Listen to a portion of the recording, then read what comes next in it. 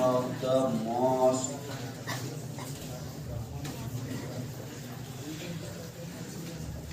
important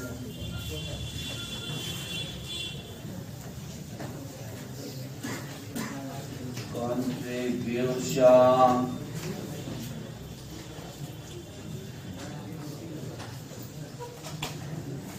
of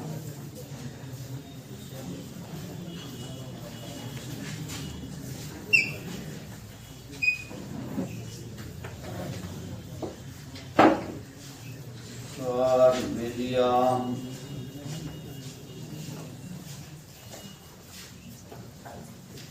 Robert Hamilton was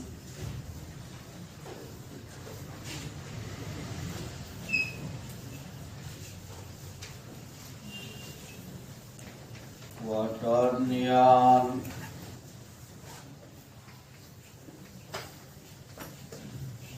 theory.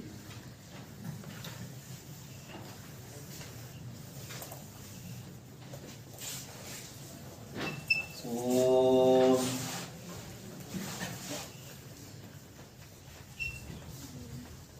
simplest form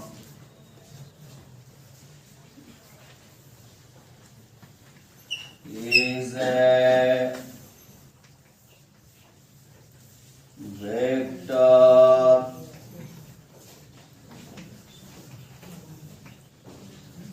analysis of today.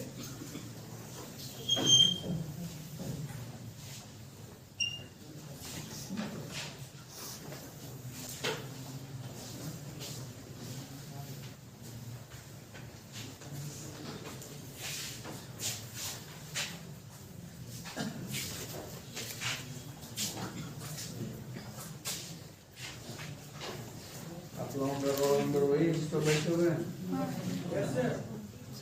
नहीं उनसे third bench से पूछ रहे हैं। आप लोगों को तो वो रोल नंबर नहीं मिला होगा। आप लोग अपने रोल नंबर पर क्यों नहीं बैठे?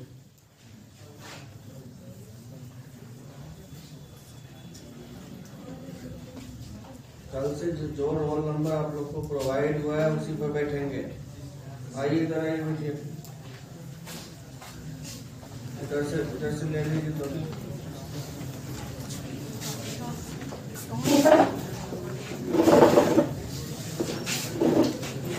कल से बिना एडमिशन वाला एक भी बच्चा नहीं आएगा। जिसका एडमिशन है सिर्फ वही आएगा। कल सिस्टम चेंज होगा।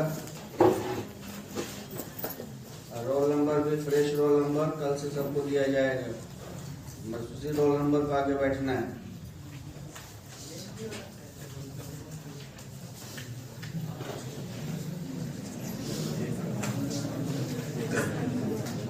लिखा है यहाँ तक?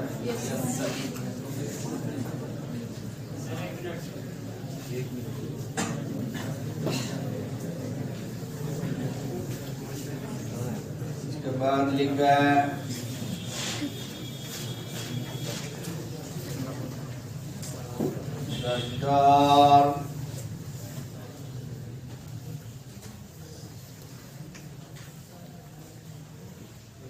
vector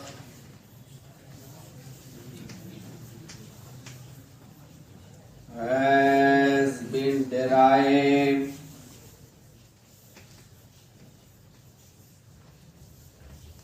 from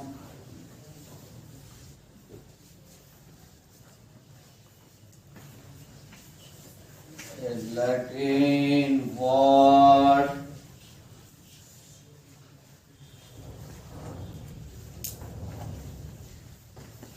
vectors,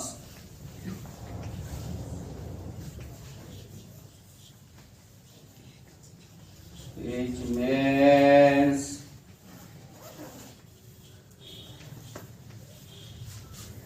to carry.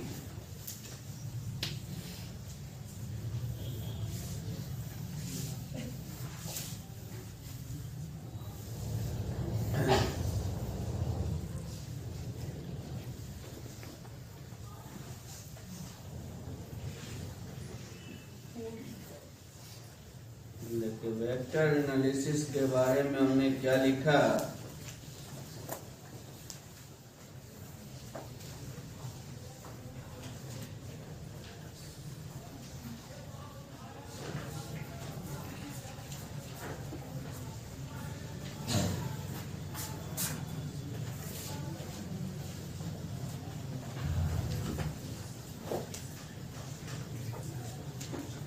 Sir William Gowen Hamilton.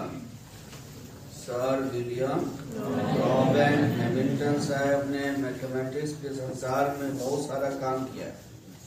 उसमें सबसे इम्पोर्टेंट वर्क उनका जो है क्वार्टरनियन थ्योरी, जो आगे क्लास में पढ़ेंगे आप। क्वार्टरनियन थ्योरी, क्वार्टरनियन थ्योरी का ही सिंपलेस्ट रूप जो है आज का वेक्टर एनालिसिस है। यानी क्वार्टरनियन थ्योरी के इजाद करने वाले कौन थे? गॉवेन हैमिल्टन साहब। उसी क्वार्टरनियन थ्योरी का सरलतम रूप आज के दिन का वेक्टर एनालिसिस है। वेक्टर एनालिसिस के जन्मदाता भी तो वही हो गए। वेक्टर शब्द लैटिन शब्द वेक्टस से बना हुआ है। वेक्टस मतलब होता है टू कैरी, ढोना, एक जगह से दूसरे जगह ले जाना।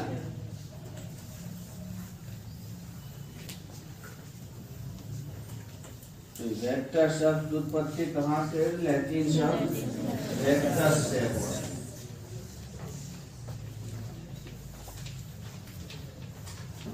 इसमें पीछे क्लास का खास चीज हम रिकैप कर देते हैं ताकि समझ में आने लगे। जो नहीं भी पढ़ा हुआ 12 में उसका भी क्लियर हो जाएगा। Physical quantity,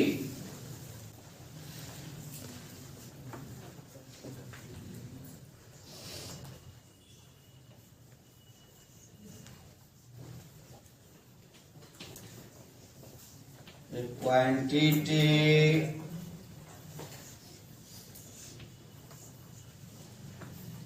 which can be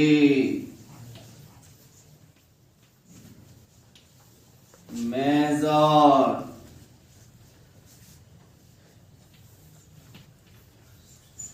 is called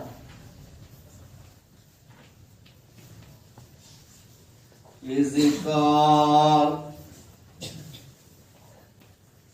quantity।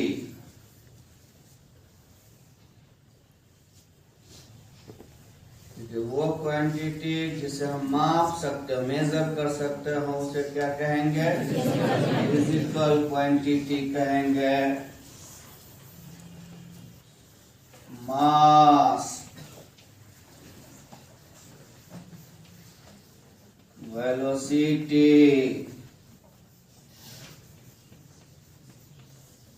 Acceleration, force, momentum इत्यादि।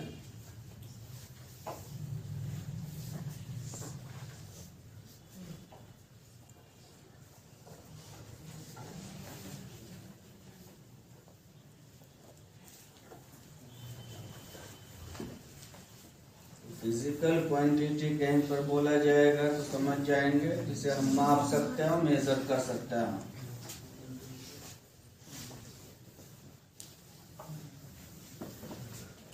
फिर लिखा है हेडिंग में फिजिकल क्वांटिटी।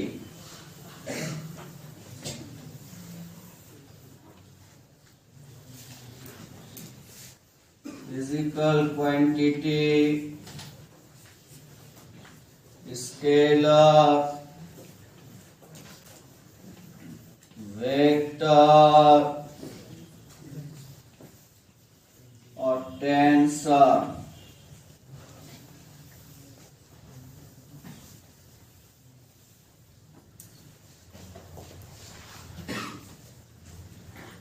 फिजिकल क्वांटिटी मूल रूप से 3 प्रकार का है, स्केलर, वेक्टर और tensor.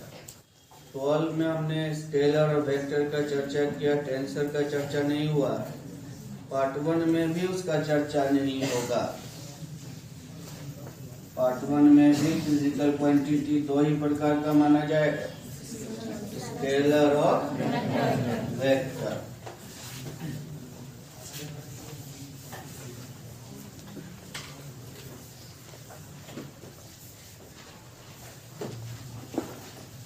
Scalar quantity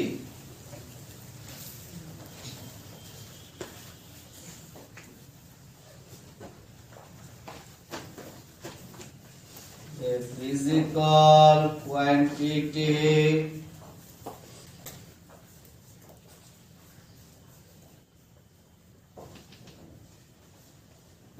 having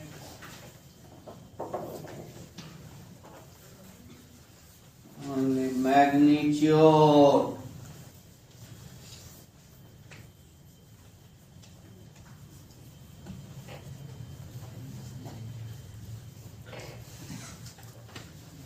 but not direction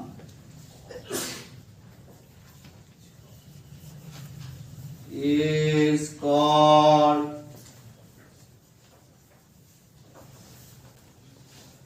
scalar quantity.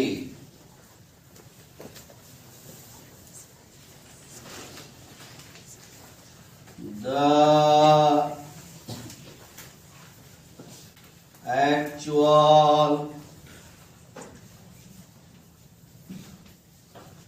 notation of a scalar quantity is an italic letter.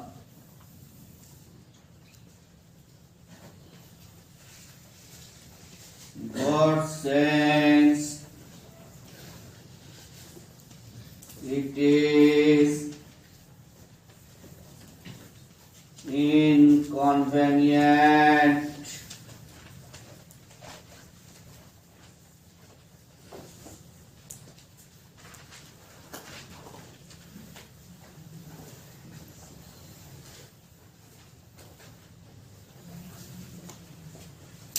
to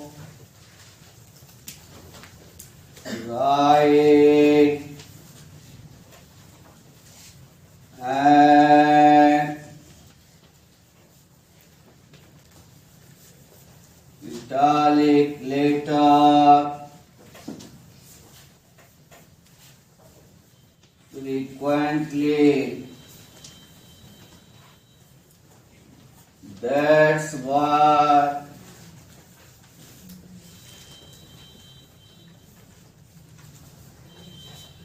we use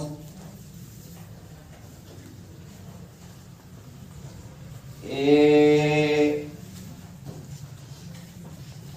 for an italic A.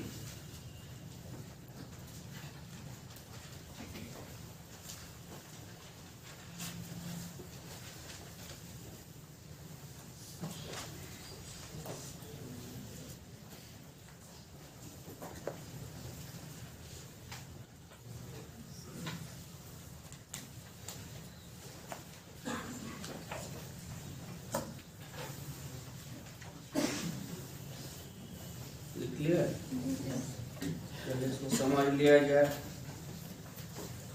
वो physical quantity जिसमें केवल मैग्नीट्यूड हो, दिशा नहीं हो, केवल मैग्नीट्यूड हो, दिशा नहीं हो, डायरेक्शन नहीं हो, उसे हम स्केलर क्वांटिटी कहेंगे।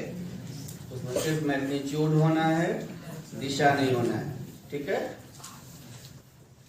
एक्चुअल नोटेशन जो उसका है स्केलर क्वांटिटी का, जिस वक्त ये बना था उस वक्त एक्चुअल नोटेशन क्या है? इटैलिक लेटर, तिरछा लेटर। जैसे मैथ की किताब है, कहीं लिखा जा रहा है उसमें लेटर तिरछा करके लिख दिया तो उसको समझना है कि वो स्केलर क्वांटिटी लिखा हुआ है। वास्तविक चिन्ह उसका यही था, लेकिन तिरछा करके लिखना कठिन काम। कुछ लोग ऐसे हैं जिनकी हैंडराइटिंग ही तिरछी होती, उसका सारा लेटर स्केलर पढ़ा चला जाएगा। उससे सुविधा के लिए हम लोग सिंपल ए यूज करेंगे, जबकि हमें लिखना था क्या? तिरछा ए लिखना था। ये बात क्लियर करना क्यों जरूरी है, हमने समझा है कि आज भी फॉरेनर राइटर की किताब जब आप पढ़ेंगे तो वहाँ इसी नोटेशन को यूज करता है तिरछा, तो समझ जाएंगे कि वो स्केलर लिखा हुआ है। लेकिन हम लोग सिंपल ए यूज करेंगे।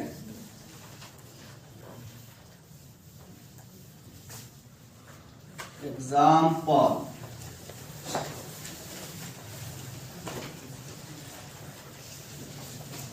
स्पीड,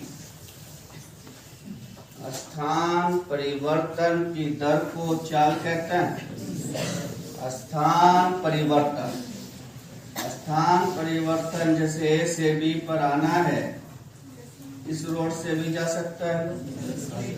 10 किलोमीटर 20 किलोमीटर जो चलना पड़ा, मैग्नीट्यूड तो है पर दिशा है फिर। तो स्पीड को हम लोग क्या कहेंगे? स्केलर कहेंगे। इसमें मैग्नीट्यूड है, दिशा नहीं है। Mass, quantity of matter content in a body. इस बॉडी में पदार्थ का जो मात्रा समाया हो उसी को मास कहते हैं। 10 किलो 20 किलो जो भी है उसका मैग्नीट्यूड तो है पर दिशा है उसमें।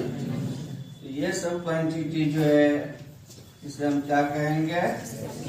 स्केलर क्वांटिटी कहेंगे।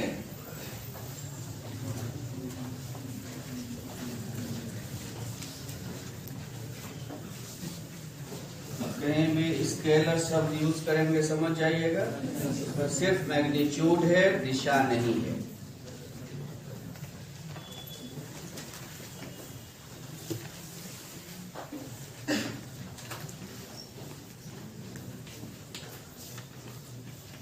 Vector quantity,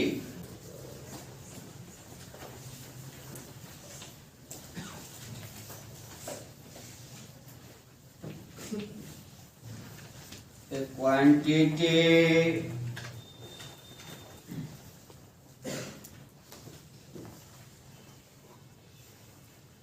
having both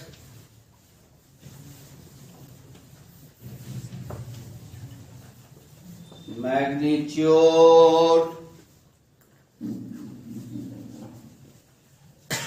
and direction is called vector quantity.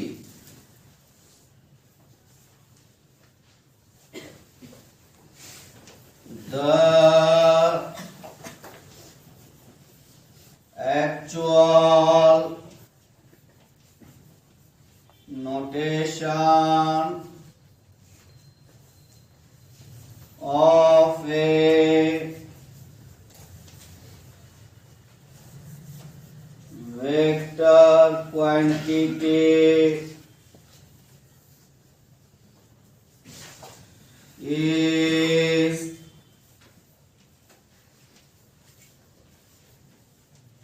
random letter, random letter यानी bold faced letter।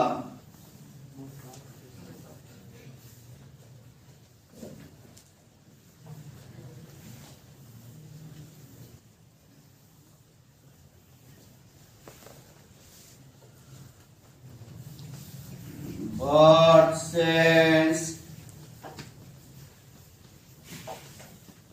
it is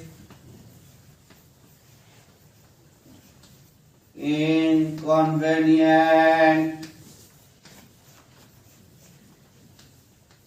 to write a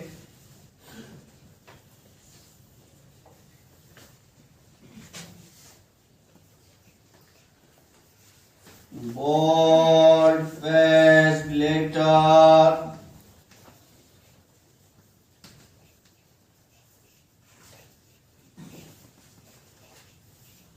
frequently,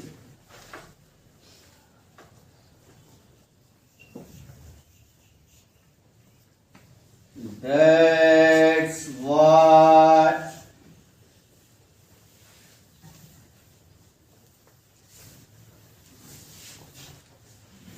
we use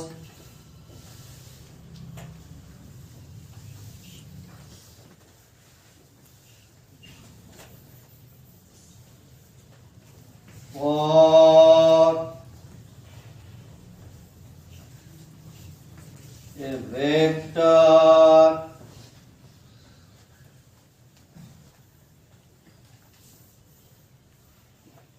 A.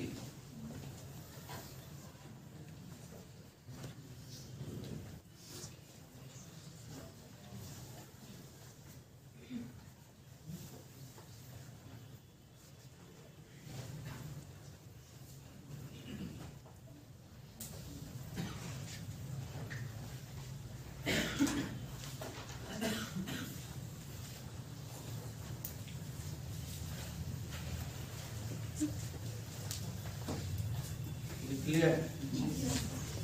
देखिए वेक्टर क्वांटिटी किसे कहेंगे? इसमें मैग्नीट्यूड के साथ साथ दिशा भी हो, डायरेक्शन भी हो।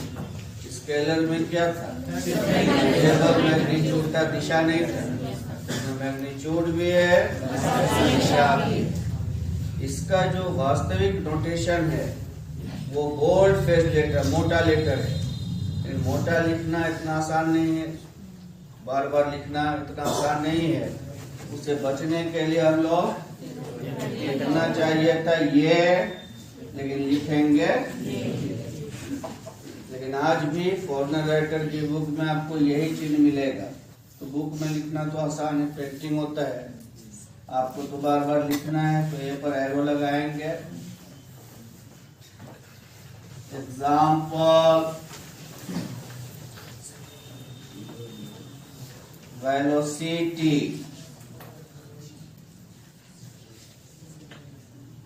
वेलोसिटी का डेफिनेशन क्या है? एक निश्चित दिशा में स्थान परिवर्तन की दर को वेग कहते हैं। एक निश्चित दिशा में, दिशा फिक्स्ड हो गया, स्थान का परिवर्तन हुआ तो मैग्नीट्यूड भी हो गया, दोनों चीज उसमें मौजूद हो गया।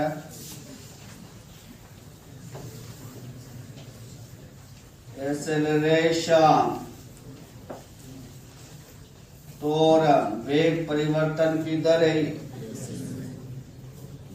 फोर्स इत्यादि।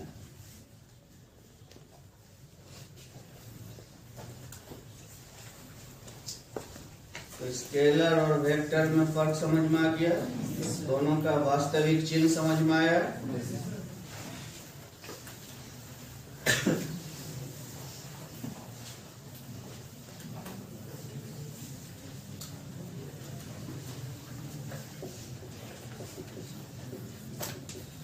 हेडिंग लिखा है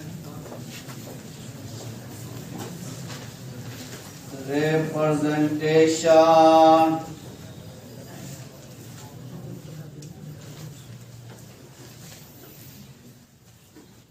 of a vector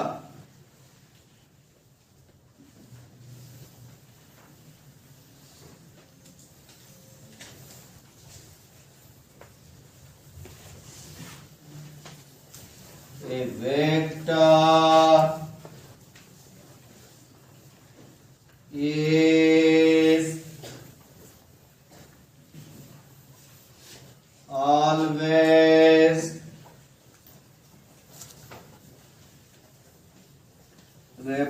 represented by a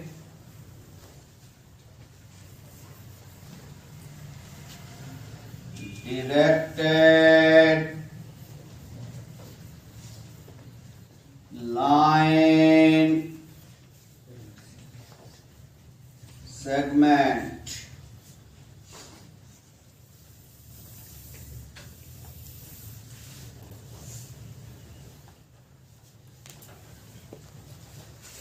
vector को हम किससे रिप्रेजेंट करते हैं?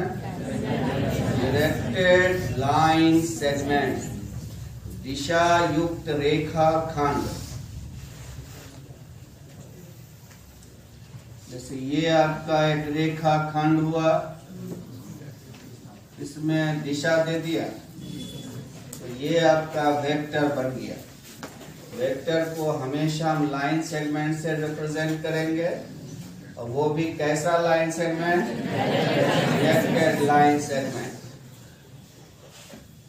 इसे आप इनिशियल कहेंगे, इसे फाइनल या टर्मिनल कहेंगे।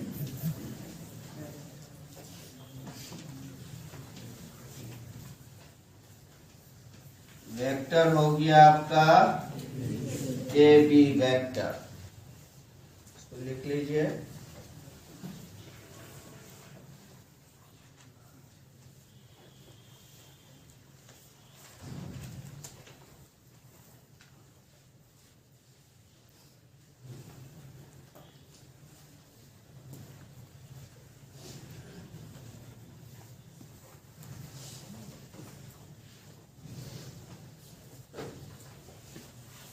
कहीं पर वेक्टर शब्द नहीं लिख के अगर डायरेक्टेड लाइन सेगमेंट लिख दे तो समझ जाएंगे कि वेक्टर भी लिखा हुआ है।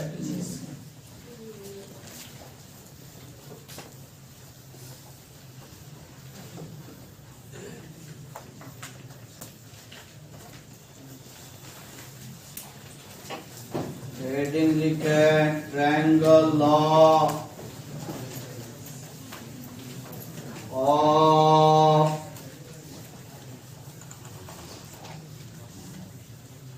vector addition।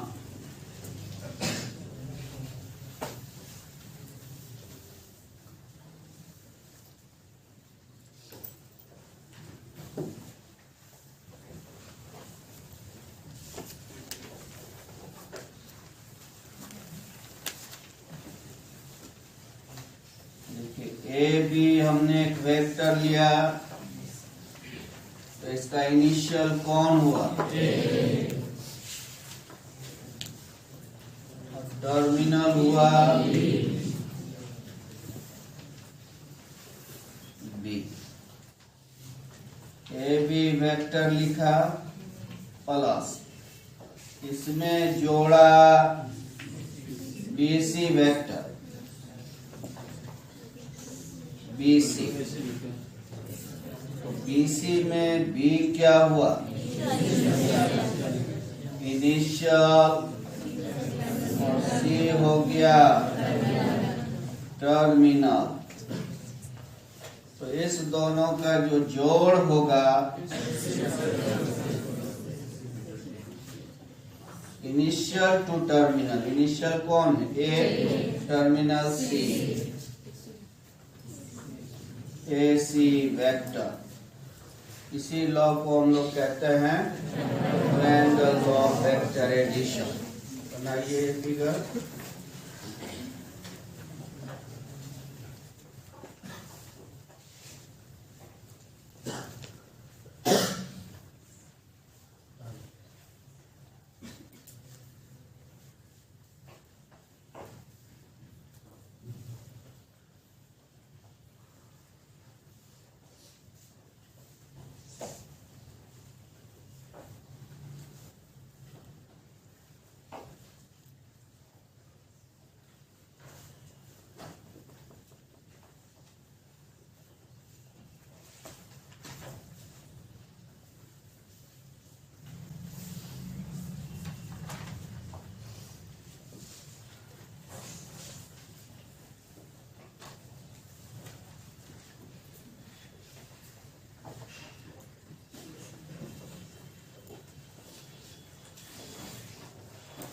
हो गया, लिख लिया।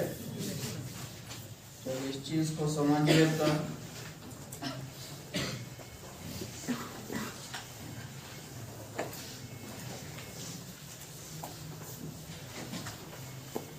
मान लिया कोई सवाल हम बना रहे हैं और हमारा फिगर ऐसा तैयार हुआ, ये वाला, इसमें ट्रायंगल लॉ लगाने के हैं। तो ट्रायंगल लॉ लगाते समय इनिशियल टर्मिनल सब ढूंढने की जरूरत नहीं है। देखिए क्या कीजिएगा, 3 साइड है, मैक्सिमम जिधर से जा सकते, मैक्सिमम पहले उसको लिख देना है और फाइनल रिजल्ट होगा जहां से चले थे जहां पर रुके। अब जैसे देखिए फर्स्ट कीजिए, हम बी से चलना शुरू किया, बी से रास्ता क्लियर दिख रहा है, बट ये रास्ता बंद है, तो एक ही विंग जा सके, छोड़ दिया वो रास्ता। एसी से चलते हैं, एसी गए, ये रास्ता बंद है, इधर से चलिए, ए बी बी सी, दो रास्ता क्लियर है, तो A B plus B C maximum जा सके। चले थे कहां से, रुके कहां, यही लॉ हो गया। कहीं भी फिगर तैयार हो जाए उसके बाद ट्रायंगल लॉ लगा सकता है। अब जैसे देखिए,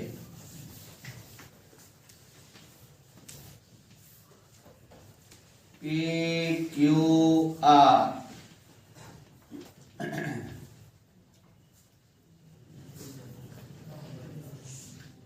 चलिए ये फिगर मान लिया हमने दिया, इधर से जा सकते हैं,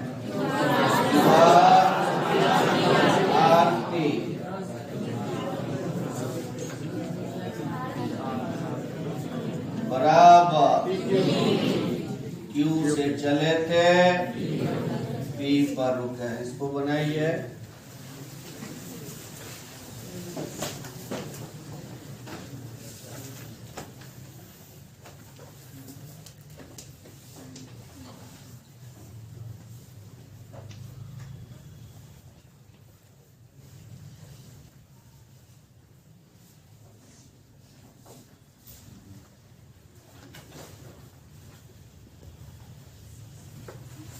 इसमें ट्रायंगल लॉ लगाएंगे, A B plus B C plus C, तीनों रास्ता क्लियर है, तो A B plus B C plus C A बराबर ए से चले, ए पर रुके। इस ए वेक्टर को हम जीरो वेक्टर बोलते हैं। फर्ज कीजिए कोई आदमी ए से नहीं चल के बी से चलता है, B C plus C A plus A B से चला, बी पर रुका, उसी तरह सी से भी चल सकता है। तो यानी मैक्सिमम जिधर से जा सकते हैं पहले वो लिखना, और फिर जहां से चले थे जहां पर रुके हैं उसको लिखना।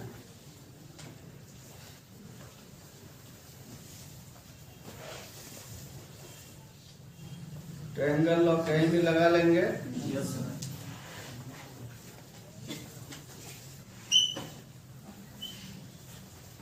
ट्रायंगल लॉ बार बार यूज होता है और ये शब्द तो खैर बार बार यूज होगा। Position vector,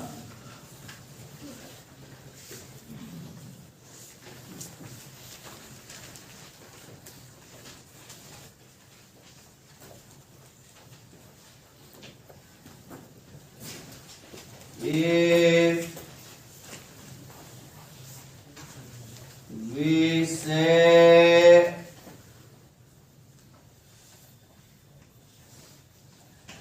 position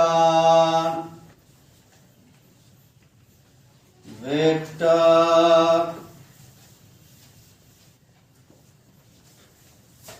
of a point P BR,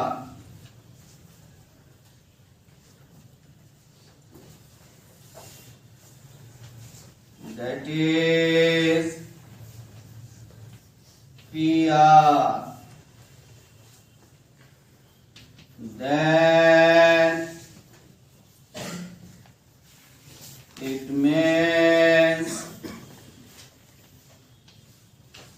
there is an origin of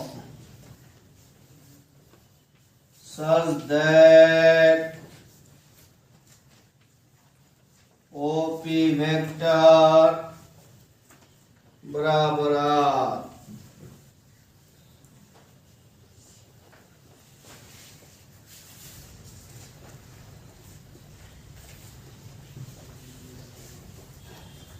क्या कहा गया इसको समझिए।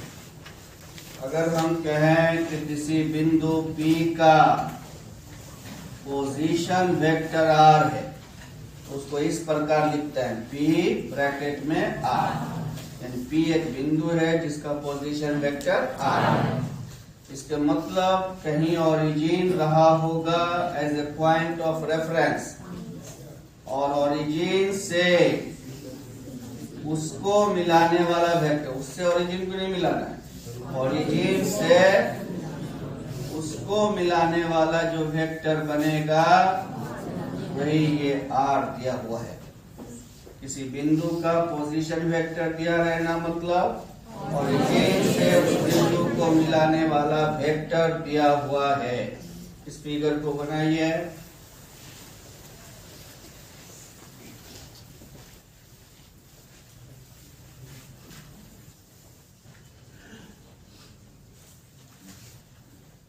माना P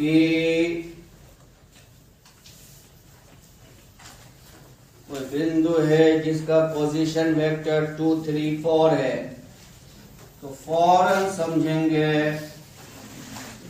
ओरिजिन से उसको मिलाने वाला vector 2i plus 3j plus 4k है।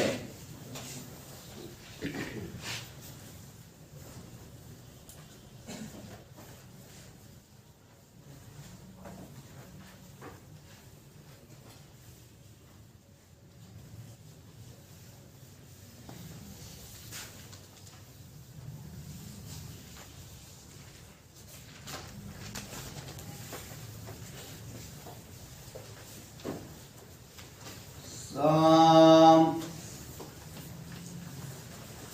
basic vectors।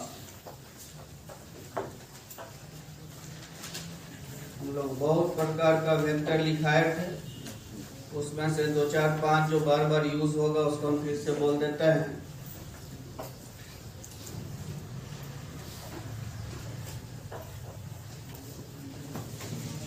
Zero vector,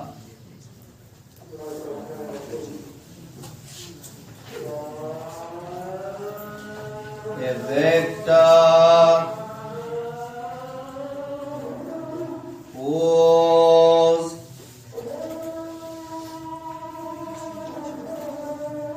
magnitude is 0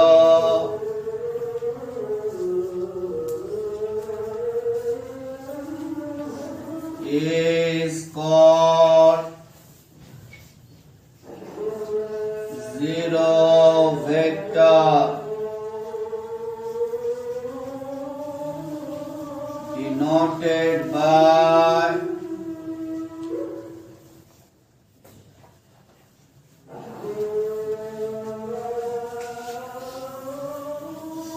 या मोटा जीरो।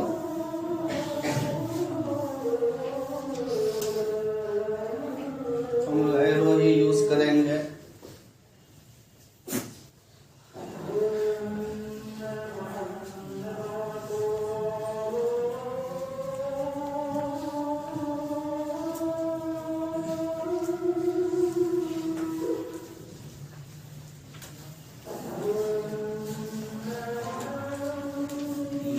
करके लिखे।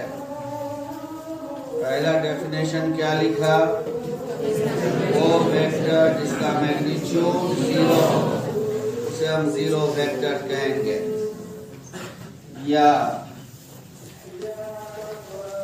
ए vector was initial and terminal coincides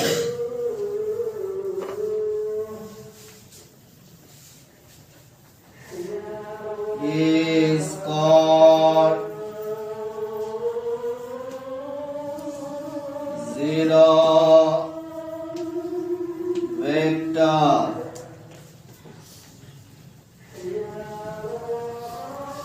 वो वेक्टर जिसका इनिशियल और टर्मिनल कोइंसाइड कर जाए, जहां से शुरू हुआ वहीं पर खत्म हो गया, उसे हम जीरो वेक्टर कहेंगे।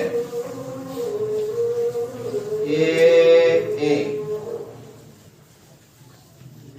B B C C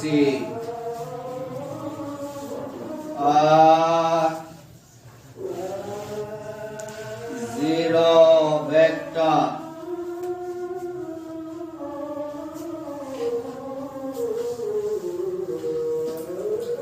जहां से शुरू हुआ वहीं पे खत्म हो गया, तो मैग्नीट्यूड क्या हो?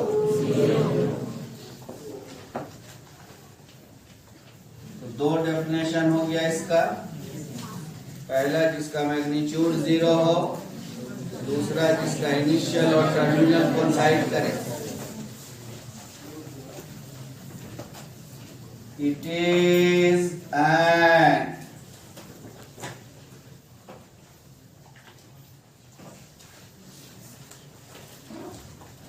improper vector।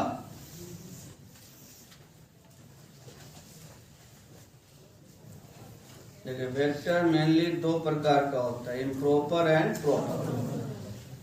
ये वेक्टर इम्प्रॉपर हो गया जीरो वेक्टर, और जीरो वेक्टर के अलावा दुनिया का जितना वेक्टर है वो प्रॉपर वेक्टर, प्रॉपरली वो वेक्टर है। इसे इम्प्रॉपर वेक्टर क्यों कहा गया, कुछ समझ सकते हैं? आपने वेक्टर का डेफिनेशन क्या लिखा?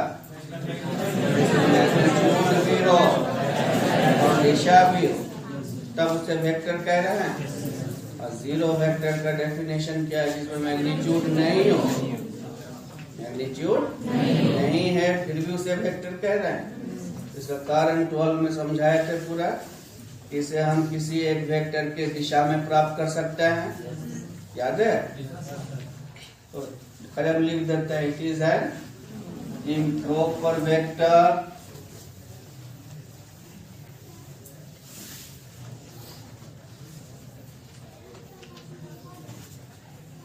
its direction is arbitrary। ये इम्प्रॉपर वेक्टर है और इसकी दिशा आर्बिट्रेरी है, मनचाहा है। We can find zero vector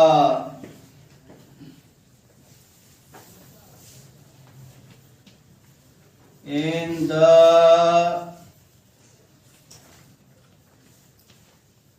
direction of any vector। हम जीरो वेक्टर को प्राप्त कर सकते हैं किसी भी वेक्टर के दिशा में। इसकी दिशा आर्बिट्रेरी होगी और ये इम्प्रॉपर वेक्टर है।